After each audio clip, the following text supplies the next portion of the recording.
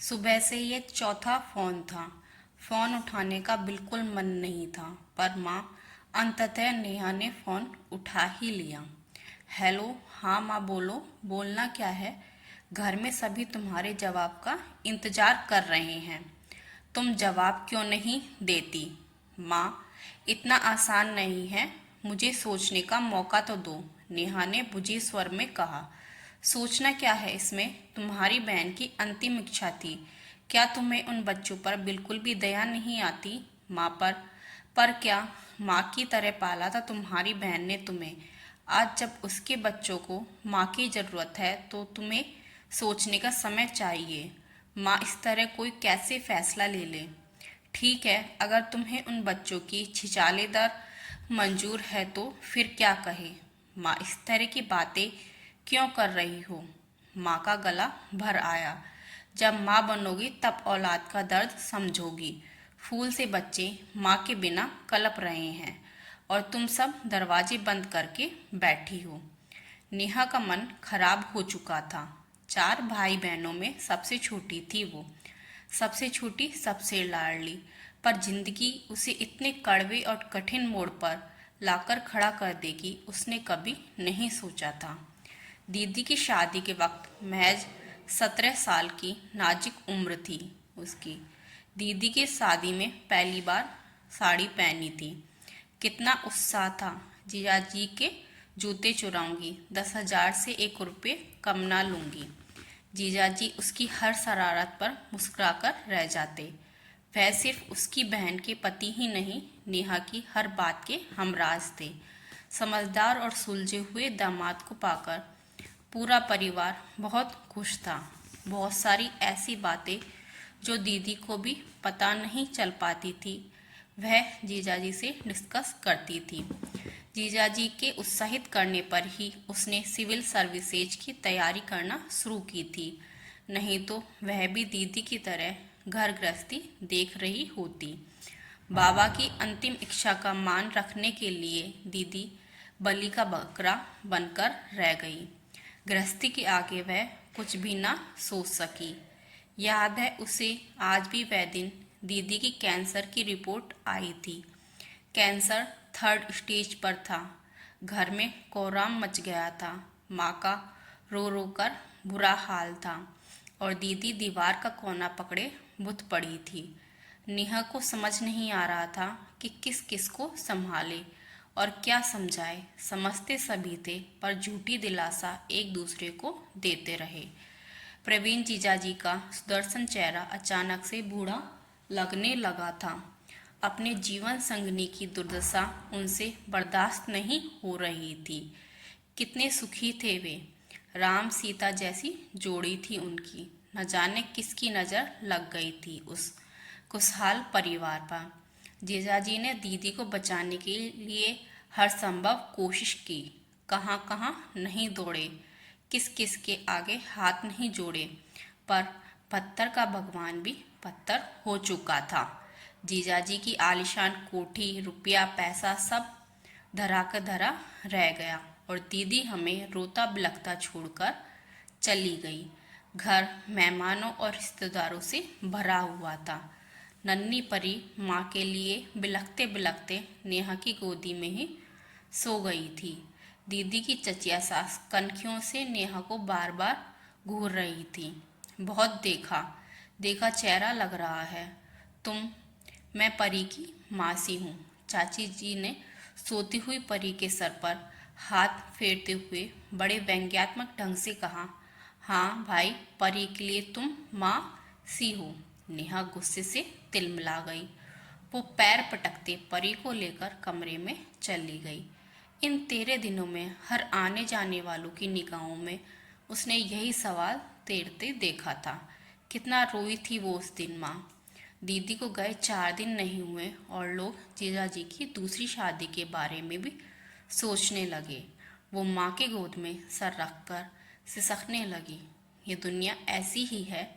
जानती हो, आज एक महिला आई थी, मुझसे ही तुम्हारे जीजाजी के लिए अपनी तलाकशुदा बेटी के रिश्ते की बात कर रही थी। नेहा आश्चर्य से देखती रह गई। नेहा, दुनिया ऐसी ही है। एक अच्छा जीवन जीने के लिए आलीशान मकान, नौकर चाकर और रुपया पैसा किसको नहीं चाहिए। नेहा का मन खिन्न हो गया। दीदी के सपनों का महल यूं आहिस्ता आहिस्ता ढह रहा था। धीरे धीरे सारे मेहमान चले गए। नेहा भी सामान पैक कर रही थी। तभी मासी, आप जा रही हैं? हाँ बेटा, ऑफिस तो जाना है ना। तुम उदास क्यों हो? हम रोज वीडियो कॉल से बात करेंगे। अपना होमवर्क रोज करना। दीदी के बच्चे बहुत समझदार थे, पर फिर भी बच्चे ही थे। तभी माँ कमरे में आ गई। नेहा, सामान पैक हो गया? हाँ माँ, आप लोग कब निकल रहे? मैं अभी कुछ दिन यहीं रहूंगी। बच्चे एकदम अकेले पड़ गए हैं। नेहा सर झुकाए माँ की बात सुनती रही। तुझसे एक बात कहनी थी। मैं सुन रही हूँ। यहाँ मेरे पास बैठो। माँ, ऐसी भी क्या बात है? नेहा, इस घर के हालात तुम भली भांति समझती हो। तुम्हारी दीदी के जाने के बाद हमारी जिम्मेदारी और भी बढ़ गई है। तुम्हारी दीदी ने मरने से पहले मुझसे एक वादा लिया था। वो चाहती थी कि उसके मरने के बाद तुम उसके बच्चों की जिम्मेदारी संभालो। तुम प्रवीण जी से शादी कर लो। माँ, तुम ऐसा सोच भी कैसे सकती हो? गुस्से से और वितृष्णा से नेहा का चेहरा लाल हो गया। देखा बाला, परिवार है, बच्चों को माँ मिल जाएगी। वैसे भी एक लड़की को क्या चाहिए? आलीशान घर, नौकर चाकर, रुपया पैसा। तुम्हारे पापा की भी यही इच्छा है। नेहा आश्चर्य से माँ को देखती रह गई।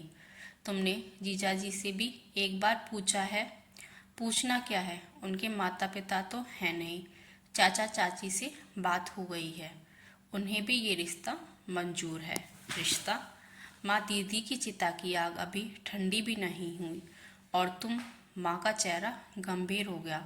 हो सकता है आज तुम्हें मेरी बातें अच्छी न लगे, पर तुम्हारी दीदी के जाने के बाद प्रवीण जी और उनके बच्चों की जिम्मेदारी भी मुझ पर है। तुम सोच विचार कर जल्द मुझे जवाब दे दो। कहते हैं मरने वाले की अंतिम इच्छा ना पूरी की जाए तो उसकी आत्मा को कभी शांति नहीं मिलती। माँ की आंखों में तैर रहे हजार सवाल को वह झेल नहीं पाई। एक हफ्ते में माँ ने 50 बार फोन कर दिया था। नेहा एक ही जवाब देती, माँ, मुझे सोचने का वक्त दो। सबको मरी हुई दीदी की अंतिम इच्छा की चिंता थी, पर किसी ने एक बार भी उससे नहीं पूछा कि उसकी इच्छा क्या है। मरने वाला तो मरकर चला गया, पर लोग उसे जिंदा लाश बनाने पर क्यों तुले हैं? शनिवार की रात थी। नेहा हाथ में कॉफी का मग लिए छत पर सुकून के चंद पलों की तलाश में आकर बैठी थी। आसमान में चांद अकेला था।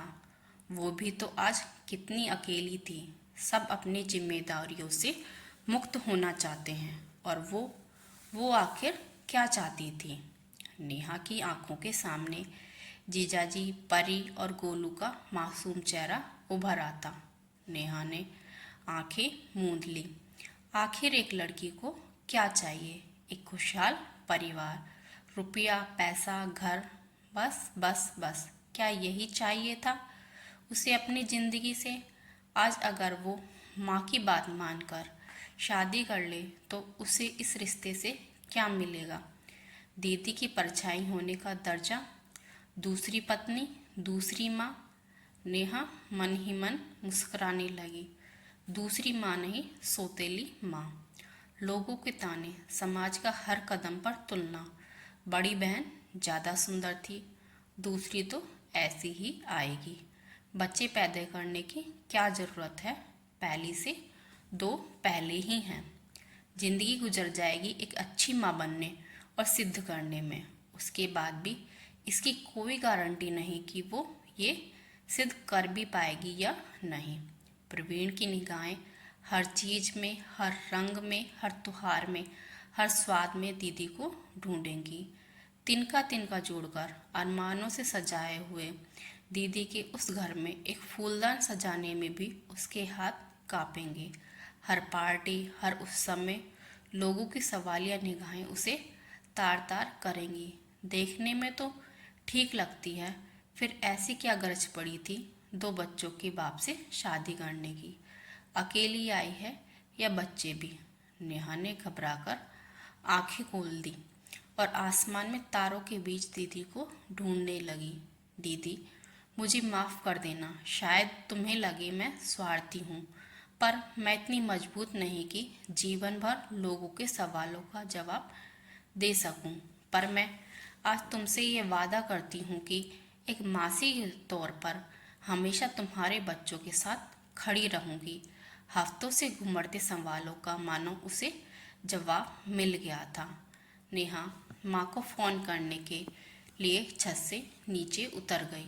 तो दोस्तों, अगर आपको हमारी ये कहानी पसंद आई हो तो लाइक, शेयर एंड सब्सक्राइब कीजिएगा और कमेंट करना ना भूलिएगा।